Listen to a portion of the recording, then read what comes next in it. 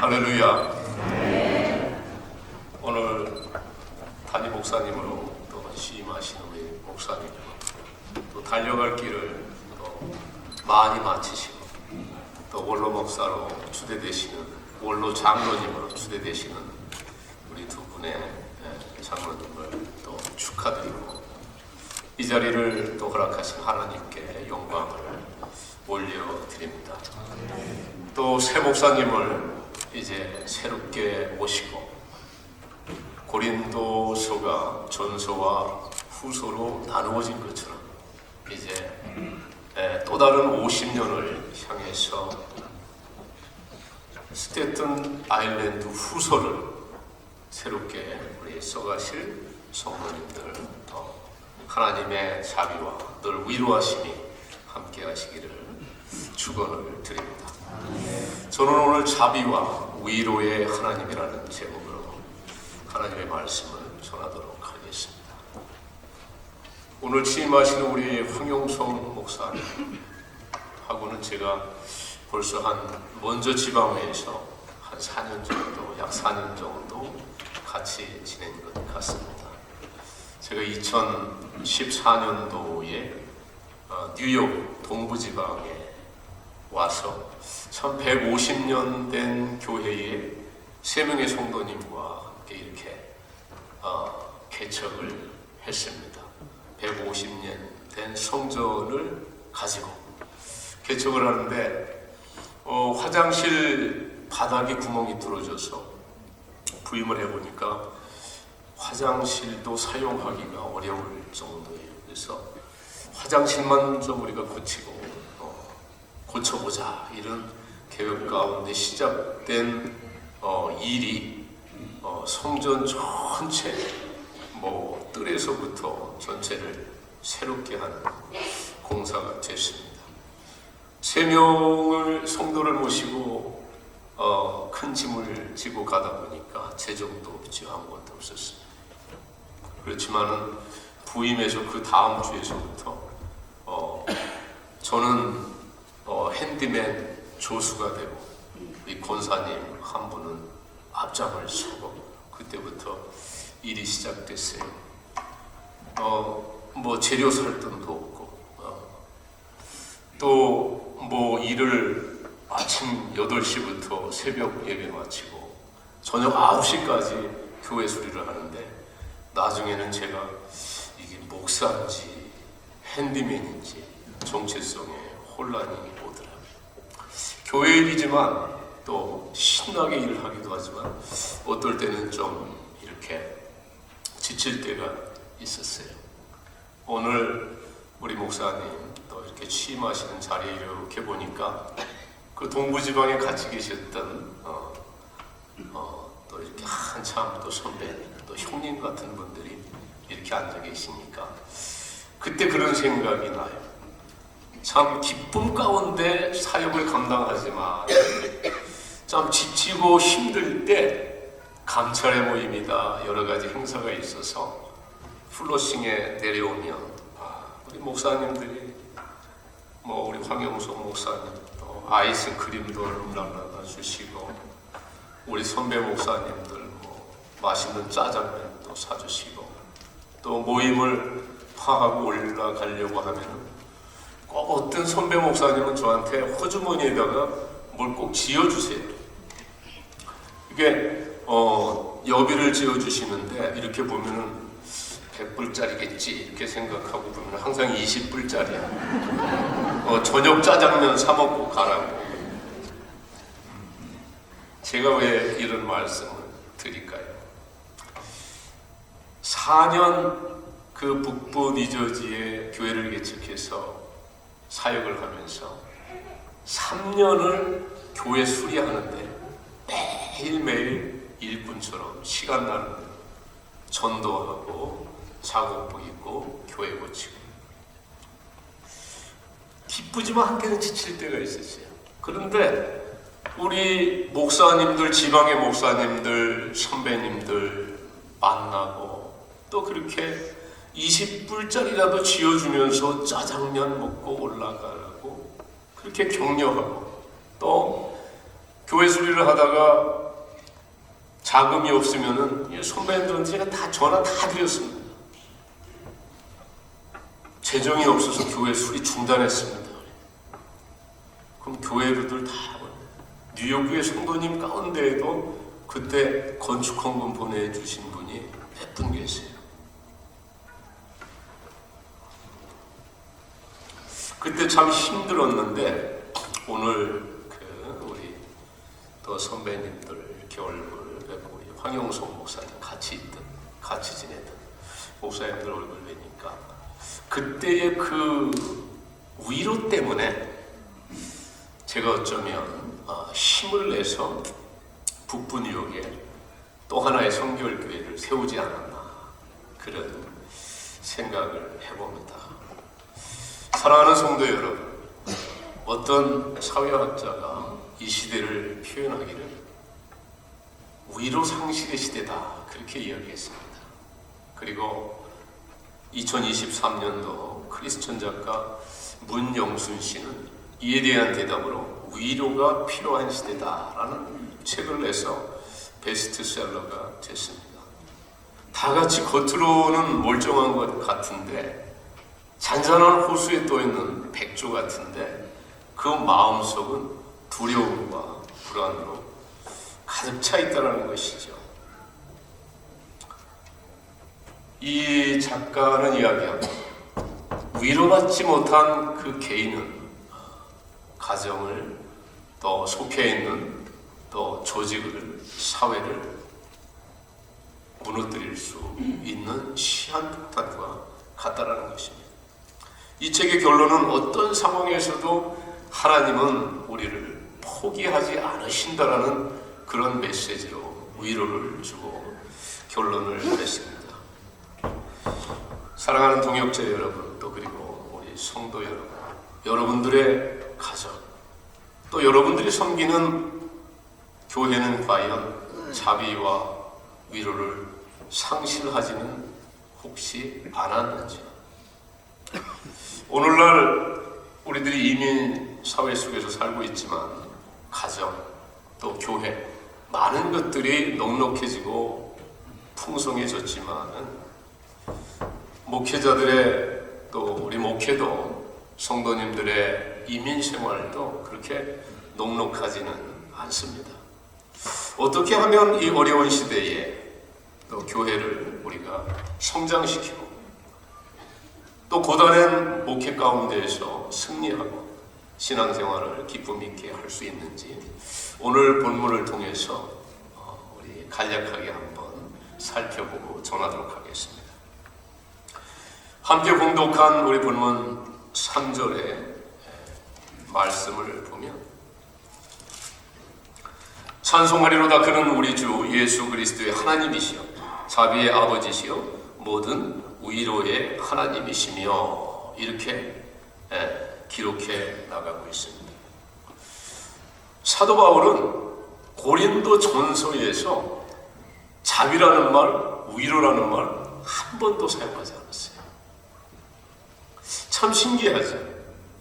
한 번도 고린도 전서에서 사용하지 않았던 자비다, 위로라는 그 말을 고린도 후서 1장을 시작하면서 1장 5절에서 7절까지 오늘 본문의 그 사이에서 무려 10번을 사용합니다. 글을 잘 쓰시는 분들은 알겠지만 좋은 문장이 되려면, 좋은 글을 쓰려면 같은 단어를 반복해서 쓰면 좋은 글이 될 수 없습니다. 그것이 글 쓰는 분들의 원칙입니다.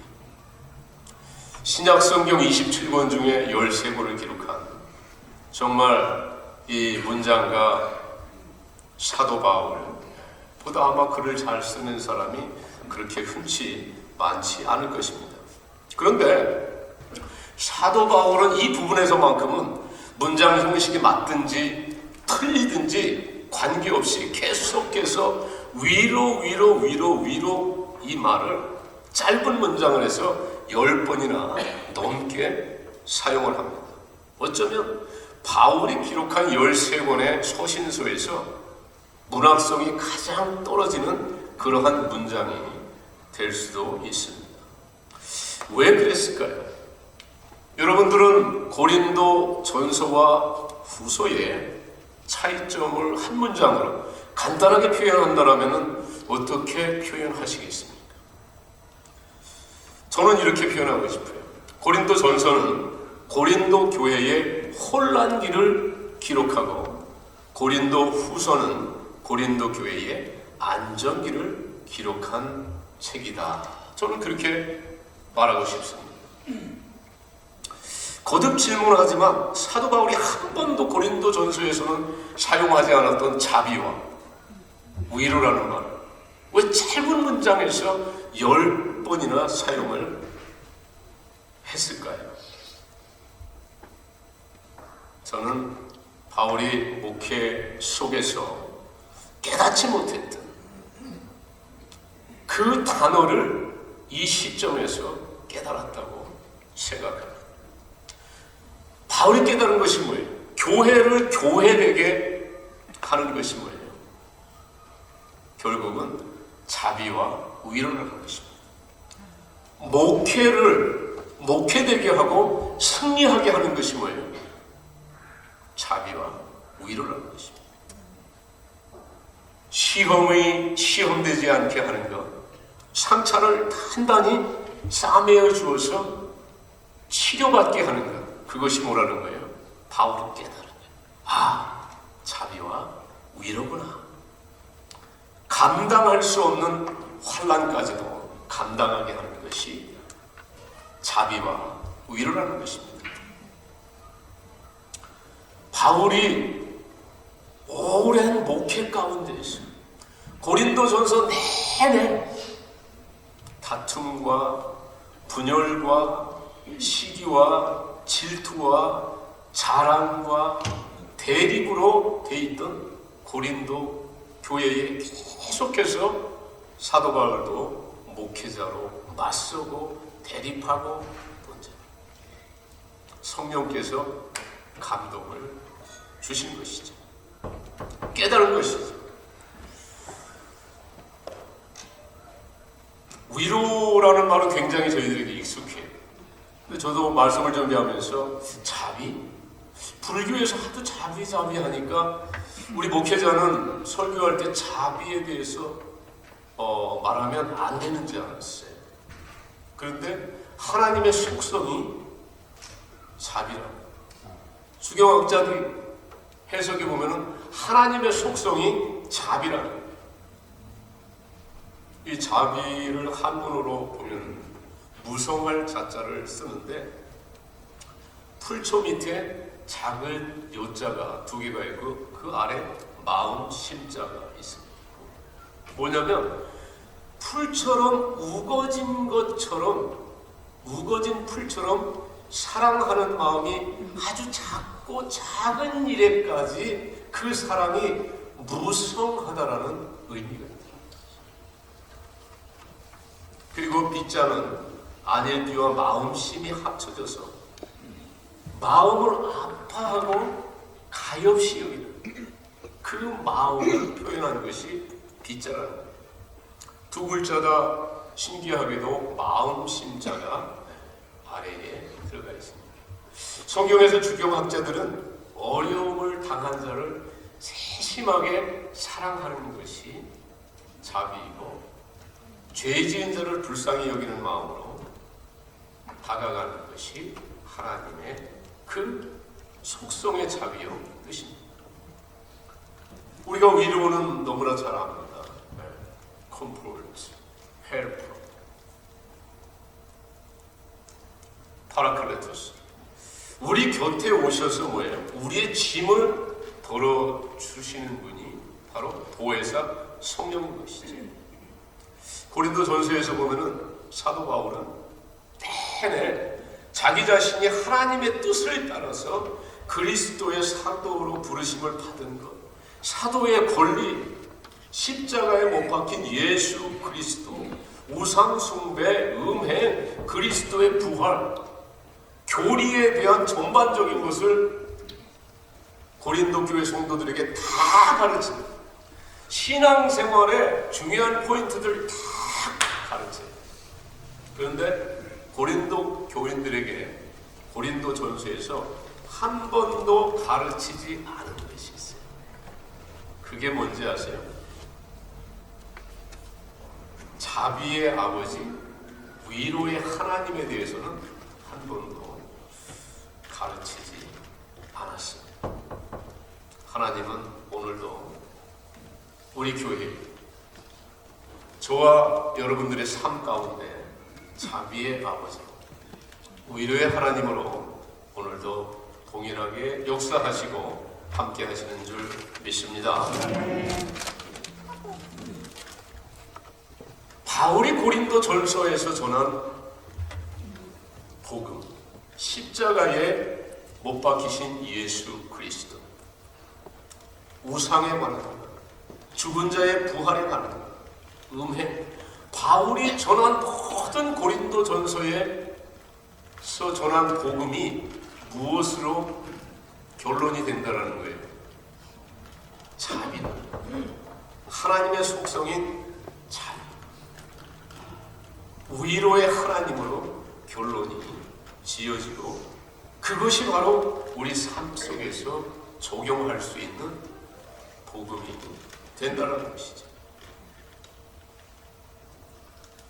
고린도후서 1장에서부터 사도 바울이 자비의 아버지, 위로의 하나님을 전하면서 이때부터 고린도 교회는 회개의 역사가 일어납니다.